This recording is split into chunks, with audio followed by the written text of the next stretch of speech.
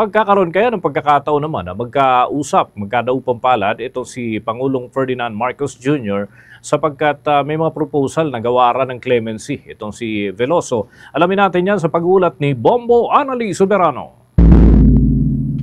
Wala pang schedule si Pangulong Ferdinand Marcos Jr. na makipagkita sa convicted Pinay drug mule na si Mary Jane Veloso na dumating na sa bansa ngayong umaga matapos ang mahigit isang dekadang pagkakabilanggo sa Indonesia. Ito ang inihayag ni Executive Secretary Lucas Bersamin. Ayon kay Bersamin, kailangang makabalik muna ng bansa si Veloso at saka pag-uusapan ang nasabing issue. Hindi naman masabi ni Bersamin kung makikipagkita ngayong araw ang Pangulong Marcos kay Mary Jane. No comment din si Bersamin kung bahagi ng kasunduan sa pagpapauwi sa bansa kay Mary Jane Veloso na pagsilbihan muna nito ang kanyang sentensya sa kulungan dito sa Pilipinas. Dagdag pa ng Executive Secretary na premature pa rin na sabihin ngayon ang posibleng pagbibigay ng clemency ni Pangulong Ferdinand Marcos Jr. sa Filipina death row convict. Una nang inihayag ni Pangulong Marcos ang kanyang kasiyahan nang makabalik na ng bansa si Veloso matapos ang ilang taong diskusyon.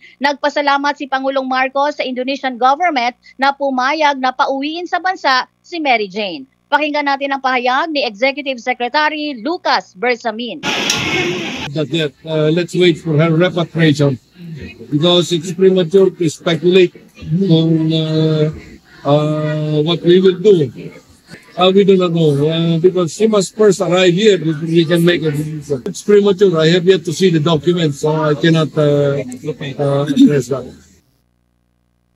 Samantala, Bombo Dennis, kapapasok lamang ng balita mula sa palasyo, kinumpirma ngayon ni Executive Secretary Bersamin na hindi na matutuloy ang nakatakdang paglagda ni Pangulong Marcos sa General Appropriations Act sa December 20. Ayon kay Bersamin, ito'y upang bigyan ng sapat pang panahon ang masusing review sa panukalang pambansang pondo sa susunod na taon. Sa ngayon, sabi ni Bersamin, nagpapatuloy ang assessment sa budget sa pangunguna mismo ni Pangulong Marcos kasama ang mga pinuno ng mga malalaking departamento. Sa ngayon, hindi pa anya maianunsyo ng palasyo ang petsa kung kailan eksaktong mapipirmahan ang pambansang pondo. Kinumpirma naman ni Bersamin na may ilang items at mga probisyong ibibito ang Pangulong Marcos. Ito ay para sa interes at kapakanan ng publiko, pagtalima sa fiscal program at alinsunod sa mga batas. Mula Malacanang, Bombo Anali Montaño Soberano nag-uulat para sa number 1